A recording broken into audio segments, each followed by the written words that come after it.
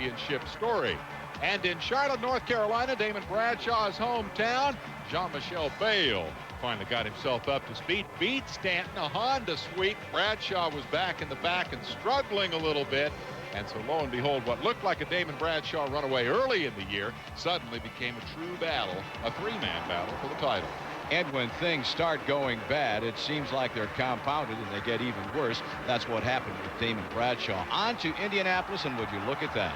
Indeed, the end-over-end crash looked worse than it was. Bradshaw was not hurt, but lost any chance of scoring points at Indy, and all of a sudden found himself playing catch-up in the battle for the championship. But catch-up he did. He came back to win at Pontiac, Michigan, en route to a record 9 race victories. Had the man been able to keep his cool, perhaps he would be the 1992 Supercross champion. But he's got this thing about Jeff Matiasevich, and when the two of them tangled in Las Vegas, Bradshaw may have, with that move right there, given up the championship. He was a lap down at the finish to guess who? Team Honda, Bayle, and Stanton.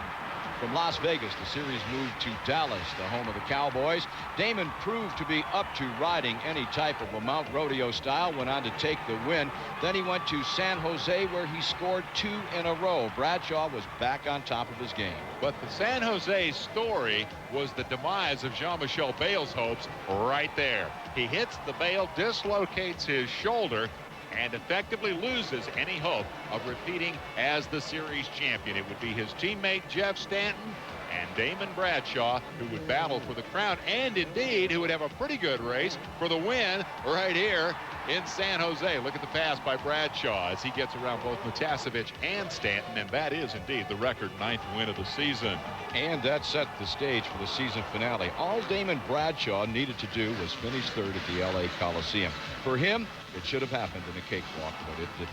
That's just one example of the kind of day Damon Bradshaw had as he nicked that Bayle, shakes his head.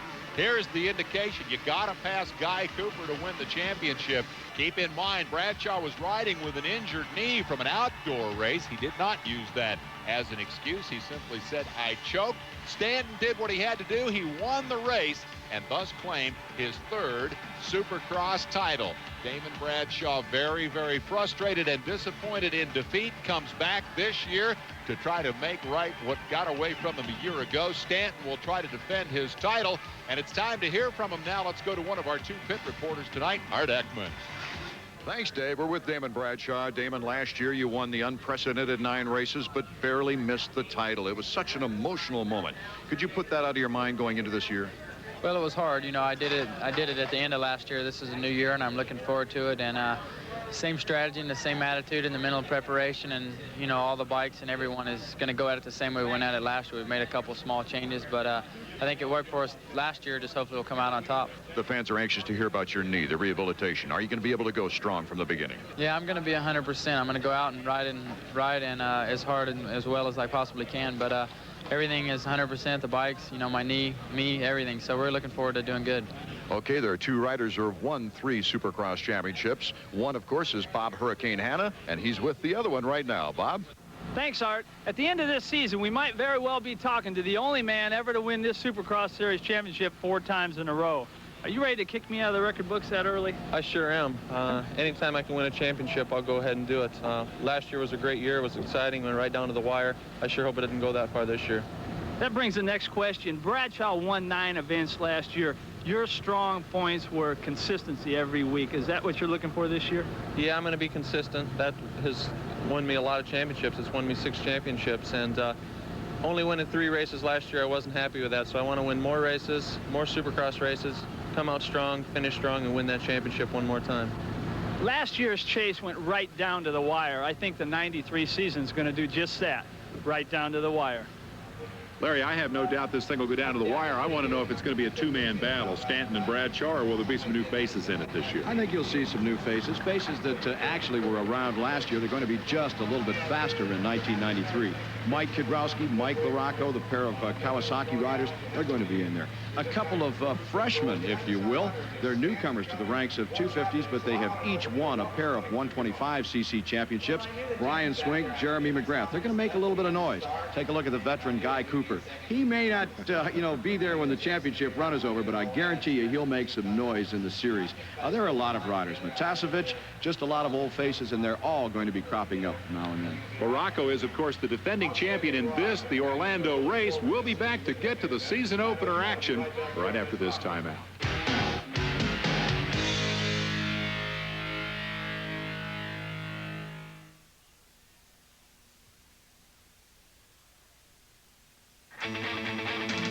He has no mercy. He knows no fear.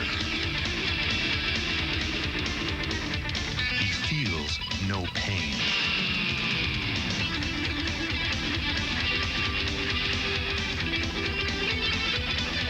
Last year, there was only one thing Jeff Stanton couldn't destroy: his CR. It is called the Citrus Bowl. The big stadium in Orlando, Florida, jammed with nearly 40,000 fans tonight. Here is the racetrack on which the battle will take place. Diagrammatically, it looks like this. In the upper left-hand corner, there is a sand pit. That's the focus of Bob Hanna's attention. Every Supercross track on the circuit has its little quirks that gives the riders special problems each week. Here in Orlando is this Daytona Beach sand pit. Last year, it really played havoc with some of these riders. The reason being the rest of the track is the same dirt consistency, but every time they come around here, it's an all-new ball game. Let's talk to some of the experts and see how they tackle this problem. Well, it depends. Sometimes it's, today it's probably going to be wet, so it shouldn't be bad, but when the sand's real dry, it's tough. You just got to try going through there without making mistakes. It's tough to do sometimes, but some of the sand pits are real easy. In the sand pit, like if you're next, to 2 or 3 guys or something, then you definitely want to be cautious mainly because you don't know what the other guys will be doing. Sand it's really easy to get out of control, and so you kind of want to watch if somebody's ahead of you. If not, just, work through it and try to get through it as clean and as fast as possible. It sounds like everybody's got a little bit different idea on how to tackle this situation. In a few moments, we're going to see who really knows what they're talking about. Indeed, the field are at the gate for the first heat race. Larry, how do they qualify for the main event? A pair of heat races. Top 4 go directly to the main. Those that do not make it go to the semis. From the semis, we'll take 5 riders. They go to the main. Still haven't made it? Let's go to the last chance qualifier. From there, 2 riders go into the 20-lap main event that completes the field of 20. We'll take a look at the highlights of the qualifying heat races. In the first heat, guess who? Damon Bradshaw jumps out front, takes the lead. Here comes Mike LaRocco. He's the defending Orlando champion, putting a pass on Larry Brooks to get into 4th place, and then zapping right on past Brian Swink, number 19, to take over 3rd. Swink, last year's champion in the 125 Eastern region. Bradshaw looking so smooth. Indeed, right behind Bradshaw, number 21, and brand new factory ride for Steve Lamson aboard a Honda. LaRocco's not impressed at all with those credentials. He makes the pass. There he goes around the outside, sets his sights now on Bradshaw. Don't forget, we're looking at a heat race here. He didn't have to do all this. He was in the main event, but he was making a race out of it. And indeed, uncharacteristically, Bradshaw surrendering to the pressure here. LaRocco kept the heat on him, and watch what happens to Damon Bradshaw. It appears to be LaRocco who's at the razor edge of control, but LaRocco keeping that heat on and trying to force the mistake. The big question about Bradshaw, of course, is the knee. He's so smooth you don't see any apparent damage, but there's a little bit of a bobble, and he's off the racetrack. LaRocco goes on to a comparatively easy victory. I'd call that a major bobble, and almost a bobble to go on your head as he gets totally sideways, and what an impressive save it was to stay upright, Dave. But if you recall, he took his feet off the foot pegs, and I have to wonder, was the knee a problem at that point? Was he trying to save his knees from the pounding? Checkered flag for Mike LaRocco, hoping to make it 2 wins in a row here in Orlando. Great ride for young Steve Lamson, who sat out much of last year with a broken leg. Take a look at the results. LaRocco, Lamson, Bradshaw, and Swink are bound for the championship main event. Let's hear from the winner. Mike, the qualifier's not all that important, but you kept the pressure on the whole race long. Is that important for you? Not really, Bob. I'm just going out there, getting used to my bike, used to the track. You know, I felt real good tonight, so I said I might as well go for the win. You won last year. Does that give you an advantage tonight over these other guys? I won last year because I like the kind of dirt and I like the track layout. So, yeah, it's helped me out a lot. I go into this race looking at it that, you know, I liked it last year. I do it again this year. Well, good luck in the main, Mike. Thanks a lot. All right, we'll move on to the highlights of the second qualifying heat race, the drop of the gate. Got a surprise for you in this one. There was also a surprise for Jeff Matasevich awaiting in the first turn. Jeff new to Team Suzuki, high sides, and finds himself the subject of a traffic jam. Not a great way to start with a new team. He's a little frustrated, but quickly gets back into the fray. Here's the surprise. Number 15 is Jeremy McGrath. He's leading the reigning Supercross champion, his teammate, Jeff Stanton. Inevitably, the champ is going to come up and whip on this first-year 250 rider, right? Well, that's what it says in the book. After all, rookies are supposed to give way, particularly when you're dealing with the #1 plate. And we all know that McGrath will move right over here and let Stanton by. At least that's what it says in the script. Yeah, fat chance. McGrath goes on to win the fastest heat of the night. Mike Kudrowski comes home third behind Jeff Stanton. He's teammate to LaRocco and hoping to make it a Mike sweep here tonight. The big news, though, is this kid. Last year's Western Region 125 champ, Jeremy McGrath, gets off to a great start as he beats Stanton, Kudrowski, and Kalos. Jeremy, you were mainly a 125 rider last year, but you did ride selected 250 events. Do you think that had something to do with tonight's performance? Well, I think it gave me a little bit more experience. You know, that was about the only thing that I could say that would have helped me. You know, we've been doing a lot of testing, and things have been working out really good. You know, our bikes are great, and you know, I've just become adapted to it pretty good. And you know, I was just telling myself that I was getting a little bit nervous out there. My arms pumped up a little bit. But, you know, I think that'll go away with time. You know, I just got to keep getting a good start and just go out there and race my race. Jeff Stanton was right behind you. Do you think you'll be that easy to beat in the main? Well, you know, there was a lot more laps in the main. I know Jeff's real strong, but, you know, I think I'm ready too. You know, Jeff's a very tough competitor, and that's obviously why he's got #1. But, you know, I just hope to be right there with him. All right, good luck in the main, Jeremy. Thanks, Bob. How about that new goatee for Jeremy McGrath? Back in the Yamaha pits, Brian Lunas preparing the #8 machine of Damon Bradshaw for the main event. Bradshaw with the bobble in the heat race surrendered the victory. I think the question about Bradshaw tonight is his condition, particularly as regards the knee. Art Ekman is in the pits to file a report. Well, Damon, you certainly proved that that knee is sound the way you took off, but what happened in the whoops? I just made a mistake and got a little cross-rutted and went in there and banged myself up a little bit, but everything's okay. We're going to make a couple adjustments, and I think things should be right. I guess that's the important fact. You're okay physically, and the bike will be all right. Yeah, I feel good. We just got to get the bike spot on. It is a somber Damon Bradshaw who meets with Art Ekman, but Brian Lunas is keeping it all in perspective. Big smile on his face. Yeah, we got him covered for the main event. Meanwhile, down the road at Team Honda, they're taking a look at the videotape from the heats. Ekman is there. Dave, here in the Honda pits, no major adjustments on the 250. The #1 bike of Jeff Stanton, they plan to lower the oil level of the shocks to get the bike to settle better into the ruts in the turns. The riders are happy with the condition of the track. They say despite the rutty conditions in the turns, it's much better than during practice, and they're happy with it. Turning to Jeremy McGrath. McGrath feels that he has to relax more in the main event. He says, I still have too many butterflies to be effective with so much on the line, despite the fact that he won his first heat ever in 250 competition. From the Honda pits, Art Ekman, back to you, Dave. Well, McGrath should be this nervous all the time. Great ride for him in the heat race. Fans gathered for the semifinals. We'll be right back. We're back in Orlando, where the first of 2 semifinal races is at the starting gate. The opportunity to make it to the main event for those who didn't transfer from the heat. To Jeff Emig jumps out front of Larry Ward early on in this little 6-lap sprint race. Meanwhile, the man on the move from 4th is Vince Devane, number 106, a local boy here. Now, Vince Devane coming out of retirement, whether or not he rides the circuit this year remains to be seen, but certainly putting in an appearance here to excite the fans here in Florida. He is a Florida rider, as you pointed out. It's easier, Dave, to make it into the main event from the semis. The good riders obviously transferring from the heat race. On occasion, though, we end up with a great battle like the one we were watching here between Larry Ward and Jeff Emig. And Watch Ward here. He's taking this one really serious. He went from side to side off the motorcycle, got back out. Let's take another look. He just loses it going up the hill, or the jump rather, and as he does that, the bike gets sideways on him. I don't know how he stayed on top of it, to be very honest. Yeah, he really did. And did not lose position and comes back to challenge Emig again. That's the key. When you make the bobble, you got to just forget about it and recover. He ran out of time. Emig wins it with Ward surviving for the second spot, and Devane with a good ride to third spot. Bill Wallen was fourth. Koji Okawara of Japan is fifth. Let's hear from the winner, Jeff Emig. Jeff Emig, a year ago tonight, you led this main event almost a halfway point.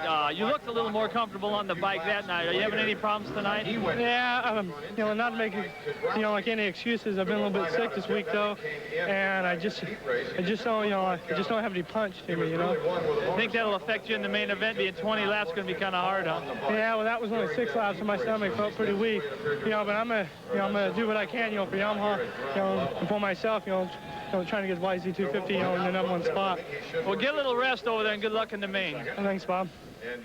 Well, I don't think Jeff's having a good time tonight. And speaking of not having a good time, in the second semi, number 7 Guy Cooper and number 12 Jeff Matasevich, teammates now for Suzuki, got terrible starts.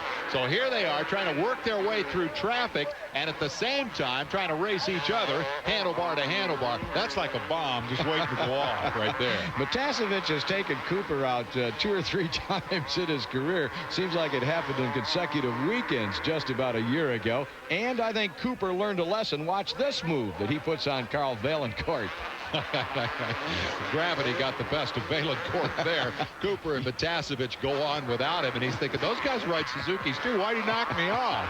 Cooper was all over the racetrack as he worked his way through traffic from that bad start. He's eventually going to work his way all the way up to the number 2 position. A phenomenal ride by, I guess we call him the elder statesman now that Jeff Ward is gone. Pushing 31 years old. It's remarkable to watch Cooper in action. He cases it off the jump. Still pulls off the pass. The fans love him. They call him Airtime Cooper. Now watch Michael Craig. He tries to imitate Cooper. Watch his landing. Wow, that's a good way, isn't it, to get yourself out of the main event. When you're leading the race, you don't want to crash, believe me. Cooper's chasing him from second, but he's going to run out of time. Always spectacular to watch. See there, Coop doing a little airtime number, waving to the folks. He's proud of himself for that run to second place. I mean, he just left Matasevich behind, but it is Craig, the newest member of Team Kawasaki, who won this one in a walk and got to show off a little bit at the finish line. Michael Craig establishing himself as a force as Cooper gets in one last clicker. Check the men going to the main. McElroy, Johnson, and Palmer are bound for the big show as we hear from the winner, Michael Craig. That's kind of a hard way to get to the main event, Michael. How'd you feel out there? You know, I feel really good. It's my first race as a factory rider, and you know, the first practice I was way too nervous. I've been practicing a lot, training a lot in Europe, and I know I got the speed, but if I can stay relaxed and go the whole 20 laps without brain fading at all, so if I can do that, I think I can run top 5 for sure. That riding for the factory, does that put a lot more pressure on you than when you're riding for yourself? Well, yeah, because, you know, they give me these better parts, so that means I got to go up there and prove that I can go faster than what I did last year. And last year I felt pretty good, but this year, you know, I feel really good. The bikes are great, so I'm happy. Well, it looks like you're doing your job. Thank you very much. Good luck in the main. Thanks, Bob.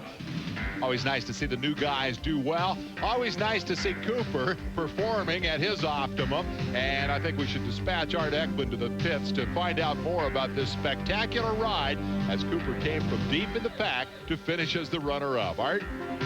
Dave, here in the Suzuki pit, a very happy Mr. Cooper right now because you had to come from a long way back. Yeah, it was. I've had a hard time getting out of the gate. Both the heat race and semi have been way back there. And I've got the pull once I'm down the straightaway, but everyone's got their elbows in front of me. There's no way I can squeeze through. And it seems like it funnels in real quick. It's a real long straight, but it funnels in just 30 or 40 feet off the gate. Everyone pulls in. And so if you're not up there, you're squeezed out. And everybody's got their adrenaline flowing in the first few races of the year because they get that good start. Right. I think the first heat race, I said I was probably a little gun shy. It's been 4 months since I've been in a U.S. race, and so maybe a little gun shy, but that one I was all out trying to go for it and still got squeezed out. So I think for the main event, I'm going to go to the far right, and when everybody squeezes in, if I'm not elbow in front of everybody, then I can still maybe swing to the outside. And so that's my strategy anyway. Cooper, of course, is coming back off a broken leg. Jeff Emig has stomach trouble. The walking wounded are ready for the main event.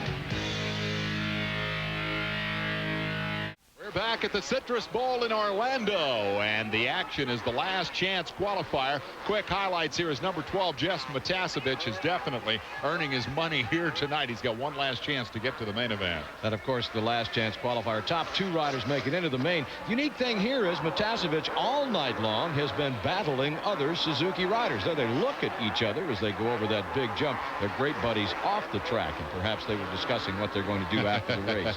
Denny Stevenson and handlebar to handlebar with Matasevich. They're both going to go to the main event, so the important thing here is to not knock each other off. Once Matasevich was clear of Stevenson, he pulled away to a comparatively easy win and gets himself a starting spot in the feature with a lot of style past the checkered flag. Stevenson realized he couldn't maintain Matasevich's pace and elected to take the easy spot.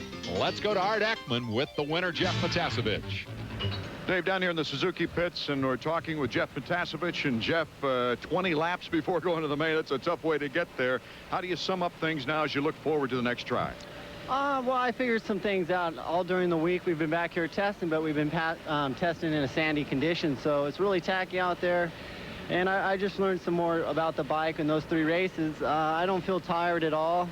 Actually, sometimes it's better for me to run a qualifier than another one, because you go into the main, you're still sweating a little bit, warmed up, and you know, it was real short races. The 20 laps is long, but it's sort of like a warm-up before the 20 laps, so I don't think conditioning is going to be a big problem. Last chance winner, Jeff Matasevich. This is the 125 main event at the gate. Before we get to that, Bob Hanna on how these guys protect themselves from the rigors of Supercross. I'm standing here looking at a picture that was taken 15 years ago at Daytona Supercross. I had an open face helmet on, goggles that leaked as much sand as they did airflow, a thin cotton jersey, some prototype nylon pants, and some black leather boots that were quite weak. 15 years later, we've got some pretty good equipment. Goggles that came from the ski industry, foam ventilation all the way around, keeps the sand completely out of the rider's eyes. Tear-off system that gives them good vision throughout the race. The helmets that we're wearing now still give the airflow that the old ones did, but with full coverage protection. The nylon pants that I had on came a long ways, and now we've got protection of knee cups and shin guards in there to take the impact if a rider crashes. The shoulder pads that we cover up that cotton jersey with now are shoulder pads designed from the football industry that we wear over the outside so we don't lose any mobility. The boots have come a long ways. They've still got the plastic protection, and they've got steel in the bottom. So not only the motorcycles have come a long ways in the last 15 years, so has the gear. And for myself, all I've gotten is a few more wrinkles. Bob, the ravages of time. The youngsters of the 125 class are ready for action. We'll be back with the highlights of their main event. The forecast calls for a red-hot spring with red-hot deals on red-hot new Hondas, along with great financing like no money down, free service inspections and appraisals, free Ride Red Honda hats, and, as you can see, lots of free demo rides and a whole lot more. Come see the hot new Hondas, but hurry. Honda's red-hot deal days end April 30th. After that, you'll be left out in the cold.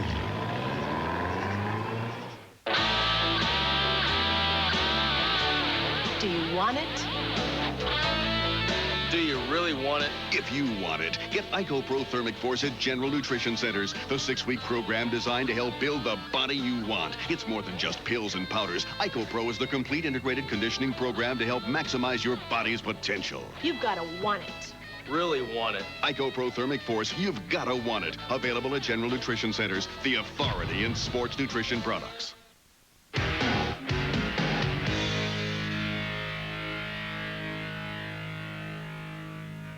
We're ready for 125 main event action. Last year, this class was dominated by 2 men who are both gone now.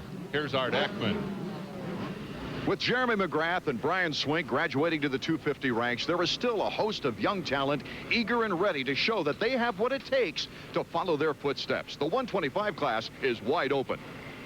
Those scrambling for top honors in the East will no doubt be those who filled in the ranks behind Swink last year. Finishing second was 2-time winner Jimmy Button. I'm really pumped about the season. I feel that I'm riding as good or better than anybody out there, and I think I had the experience to go out there and show them what I can do. The front runners, I believe, will be Ezra Lusk and Doug Henry, who switched to the Honda team after a third-place finish in '92. They were really strong. You know, they were fast, but they were more so consistent, and that's what I think it's going to take. You know, is to be consistent. You know, this year, and I hope to just be in there every race. There was a couple races where I got to ride with Brian and Jeremy, and I felt I was as fast as they were. So with them out of the class now, I think with me and my mechanic working together and me trying to be consistent and smooth, I think we can bring this championship home for Suzuki. A big long shot, young Tim Ferry.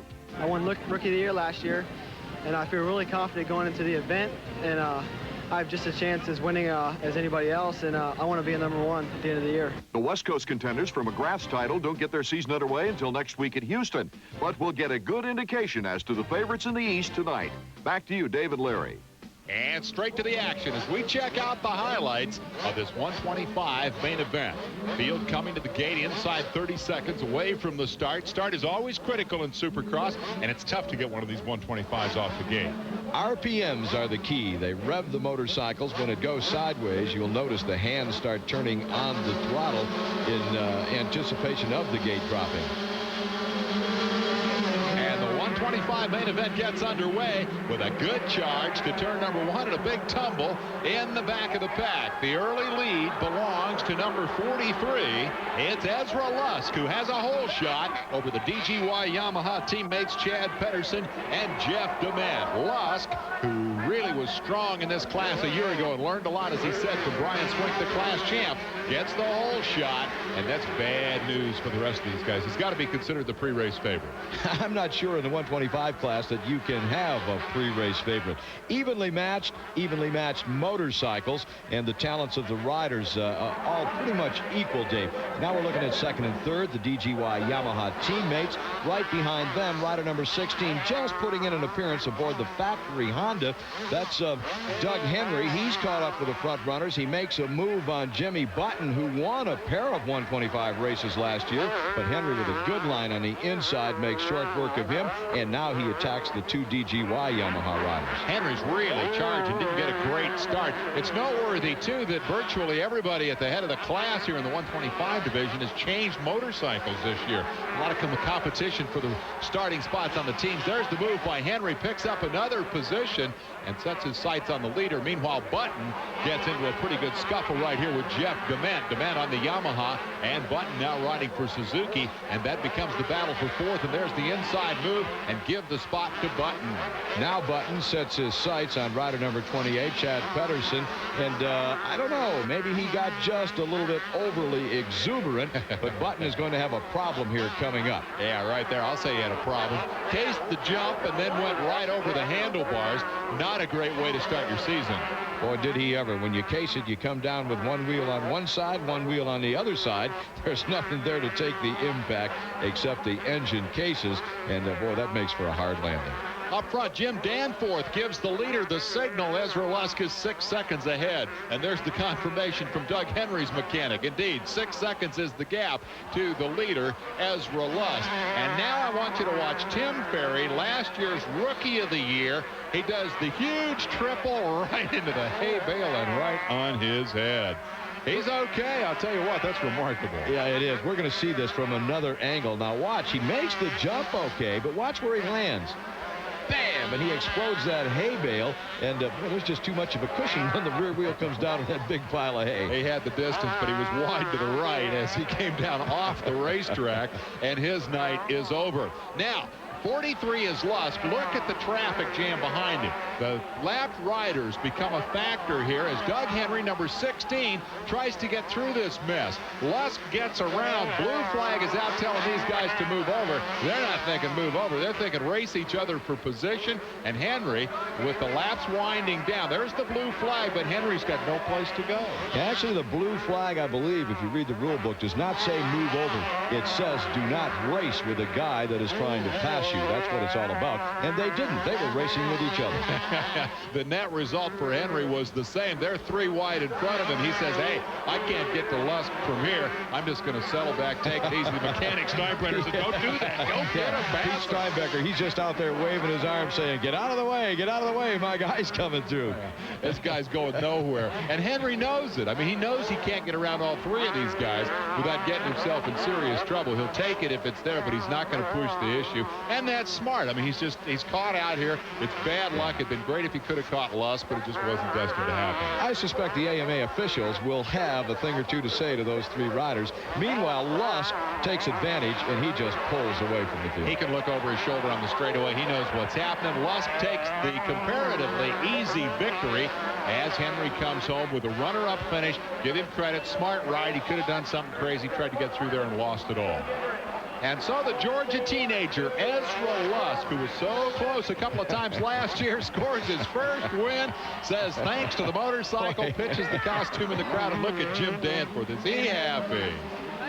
He gets congratulations from the mechanic of Doug Henry, goes over and gives a great big hug, and is picked up by Ezra's father. A first ever main event win, and Ezra was feeling it. The crowd was on his side all the way. Standing ovation for Ezra Lusk for his first Supercross victory, and more souvenirs for the fans. I'll tell you, this is a thrill in front of this kind of crowd. Take a look at the results. Lusk, Henry, Chad Pedersen third, Dement and Yezik round out the top 5. We're going down through 10. Jimmy Button after the crash got 6. Sheik, Brown, Dangler, and Jackson round out the top 10. Let's hear from the winner. You had a good ride here last year in 92. Do you think that had anything to do with this great ride tonight? Yeah, last year I was in a little bit worse shape than I am this year. This year I'm in real good shape. I've been able to jog because I got a hurt leg last year, but now I'm feeling real tough, and I'd rather got back in second and third and had to work my way up, but, you know, getting the whole shot and going is the best way, I guess. There's nothing wrong with that. No, there's nothing wrong with that. I'll take it any way it comes. That's a great ride. Thanks a lot. Lusk got the whole shot. Number 16, Doug Henry, got stuck in a traffic jam. Here's Art Ashman. It appeared that you were picking up some good time on the leader. Then you hit the whoops and the hay bale. Slowed you down a little bit, but that traffic, they wouldn't clear for you. No, the track kind of got one line. You know, it was really wet today, so it really got one line out there. So it's you know, they should have moved over, but when there's 3 guys racing all like that, it's hard, you know. Well, it probably ran through your mind, too. You get your nose up there and fall down, you lose second place points, maybe. Yeah, exactly. You know, this is the first race. I just wanted to go out there and, you know, just try to ride consistent and see how I felt for the year, you know. Now I know where I'm at, and now I know what I got to do. Kid rode smart, and he's gracious in defeat. There's your top 3 celebrating as the 125 main event is history, and the 250s coming up. We're back at Orlando. It is main event time. We know Stanton and Bradshaw will be tough. Art Ekman says there are other contenders tonight. After last year's Battle of the Wire, there's no question that the favorites going into the season are Stanton and Bradshaw. However, there are several riders who have the experience and the skill to throw a monkey wrench into their spokes. I've won, you know, 125 national championship, 500 national championship, and my goal for this year is to go ahead and win the 250 Supercross and then 250 National. Then I'll have, you know, all the championships you can get. This is my 10th year on the national circuit, and I haven't got a first. I've got lots of seconds and thirds, and I just go out and put in my best 100%, and hopefully it'll be in the top 3, and maybe, just maybe, it'll be a first place. Took the whole off season off, just trying to get things back together. So, you know, here I am ready again in Orlando, so I can do the same thing I did last year. That, of course, would mean victory for the defending Orlando champion. The young 125 graduates Brian Swink and Jeremy McGrath could likely get some upsets this year, but they begin the season with more realistic goals. My goals for this year are, you know, to finish top 5 in the Supercross series. You know, I think I'm able to, you know, finish top 3 if things go my way. I think we can win. It might take us a couple weeks to get going, get comfortable. You know, these guys have been doing the 250 class a long time, so they're all comfortable. It might take us a couple races to get comfortable, but I think after that, then we can be right up there making a race out of it. All the riders here on the pits today agree that there'll be several individual winners this year. One rider told me as many as 10. But the title, well, it always comes down to the man and his team who is competitive week after week. Back to Dave and Larry. And on the gate, Damon Bradshaw, the man who thought he should win it last year and didn't, lines up alongside Mike Kudrowski as we get set for the kickoff. The first 20-lap main event of the brand new season. Lots of tension, Larry. You really want to get your season started off right. There always is tension at the first race of the year, but as soon as the gate drops, it's all going to go away. And then you concentrate on one thing, getting to the first corner first. After that, it's a total concentration on the racetrack, on the motorcycle. What are you doing out there? You can't give up an inch of this track and let your mind wander, Dave. If you do, you end up on the ground. That's why Supercross is so tough. First turn is critical. Watch for the drop of the gate. The season is underway. Charge to turn one. Who's got the whole shot? Bradshaw has the inside line. Contact on the ground as Michael Craig stacked up behind him. Number 6, Jeff Emig. Number 20, Cliff Palmer is involved. Big first turn pile up, and into the lead goes Damon Bradshaw with pressure right off the bat from the number 15 Honda, Jeremy McGrath. Here is the 4th, 5th, 6th place war. Jeff Stanton did not get a great start. Stanton bobbling in that corner, and that shoved him back another 3 positions. He has his work cut out for him. 1 year ago, same track, same ruts, same sand, and Stanton coming from off the pace to catch the leaders. But this time, the leader is Damon Bradshaw. Can he do that? That's the big question. Got a good battle going there with Guy Cooper, number 7, as he and Stanton get at it early. Larry Ward is there to make that a trio. The running order as they finish lap 1. Damon Bradshaw is the leader. McGrath is second. Up to 3rd. Morocco 4th. Mike Kudrowski. 5th is Brian Swink. And Swink makes a mistake right in front of the 6th place man, Jeff Stanton. Could be a change of position here. Stanton's got his eye on that number 5 position. Whether or not he is able to grab it, we'll have to see. Swink come off that finish line jump, and I think he must have just gotten caught up in a rut. Stanton is going absolutely nowhere. I'm amazed at his lack of aggressiveness. Now, Cooper is right on Stanton's rear wheel, and I really don't understand what the defending champ is doing out there on the racetrack. 6th and 7th spot under contention right now with Swink in front of him, and now there's the bobble by LaRocco. That's dropped him back to 4th spot. He was up to 3rd. He has fallen back into the clutches of number 19 Swink, number 1 Stanton, 7 is Cooper, and 9 is Larry Ward. So that's a real dogfight, and you're right. Jeff Stanton doesn't want to be back there racing for 6th and 7th. He wants to be out front chasing Damon Bradshaw. Interesting to point out that bobble by LaRocco occurred in the sand that Hannah talked about earlier in the program. So it's coming into effect. And now here's Steve Lamson. He's trailing some banners. We got all kinds of problems in the opening lap of this Orlando race. Terrific action. That's what Supercross is all about, and this is it at its best as Guy Airtime Cooper, number 7, continues to impress, but in fact is losing a little ground to number 1 Stanton. Perhaps the reigning champion of Supercross is finally starting to get things gathered up here. This is Larry Ward, the long-legged kid from the Pacific Northwest who now makes his racing home in South Carolina. He's trying to do something with his teammate Cooper. Swink holding on against his fellow Michigander Jeff Stanton. Stanton's just not put the combinations together. We'll be back with more from Orlando right after this. We're back in Orlando. Damon Bradshaw looking for his 16th career Supercross victory. Has the lead. Mike Kudrowski bobbles a bit in 3rd under pressure from his teammate Mike LaRocco, who won this race a year ago. Oh, and Jeremy McGrath with the problem. He shoots off to the side of the track. He loses that number 2 position. Kudrowski takes that over. Here comes LaRocco by McGrath, and that'll move McGrath from 2nd all the way back to 4th, Dave. From another angle, you see McGrath run wide. He sees he's going to clip that bail, slows up, still just taps it, and gets the bail cover hooked on his foot peg, drops back to 4th spot as Mike LaRocco goes by to make the pass.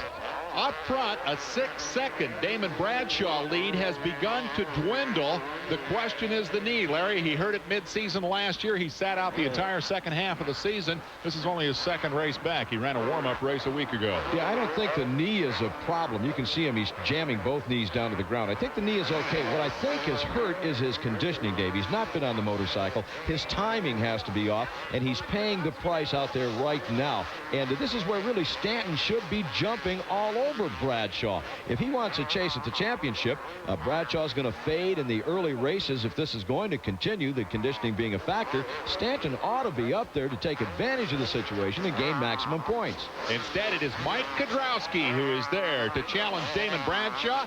The Kawasaki kid who's never won a Supercross race has a golden opportunity. He's got Bradshaw in his sights. He looks inside, takes the low line. Bradshaw comes back, but not hard enough, and Kudrowski is the race leader in Orlando, Florida. A couple of bike lengths advantage, and there's the panic in the eyes of the mechanic, Brian Lunnis. Meanwhile, the Kawasaki team thrilled with the prospects here as they have moved to first and third. They've got Bradshaw in a sandwich. Let me tell you, Bradshaw moved over to get out of the way. He's doing it again right now. He's moving over. He's going to let LaRocco by 2. I'm saying that Bradshaw is riding an extremely intelligent race here, Dave. He's going to stay out of trouble. He knows he's tired. He does not want to get into an out-and-out war with these two guys. He'll collect third-place points out here tonight. He also knows that Jeff Stanton is the man he's got to beat over the long run for the championship, and he's got Stanton behind him tonight. So Bradshaw, in a very uncharacteristic ride, appears to be willing to settle for third. That is a shocker. Last year, Bradshaw never would have done that. Tired, untired, doesn't matter. He wants to go for it, but he's let Kudrowski now take over that #1 spot, and he says, go ahead, Mike, you can have the win. It's your turn. I'm going to be here for the long haul. I'll collect my points tonight. Can Kudrowski stand the pressure of running out front, or will success kill Motocross Mike? He's been close before. Here comes LaRocco. Here comes his teammate. I'll tell you what, this is heart-stop time for the team manager, because you got your two kids out there ready to race one another for the victory in the season opener, and we've seen it happen before. You tangle the handlebars and the team hopes go right out the window. And Kudrowski's off the motorcycle. He saves it. Underneath goes LaRocco, and just that quick they swap the top spot. Dave, I was just about to say, we'll take a look at it again. This is all Mike Kudrowski's problem. He had no help. He got loose, and the whoops almost went over the bar. LaRocco takes advantage. I was just about to say that Kudrowski would have to bobble big time because they're teammates. LaRocco wasn't going to stick the wheel in there and knock him off, so Kudrowski just flat threw it away all by himself. And look it, here comes Bradshaw right back. We'll be back to wrap it up right after this.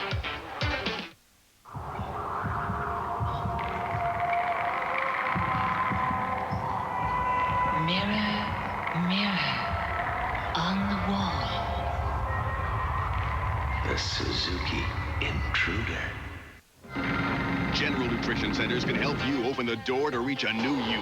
With Twin Lab Gainers Fuel 2500. Get 2,500 low-fat, high-powered calories per serving. Fire up your workouts with Gainers Fuel 2500 at GNC.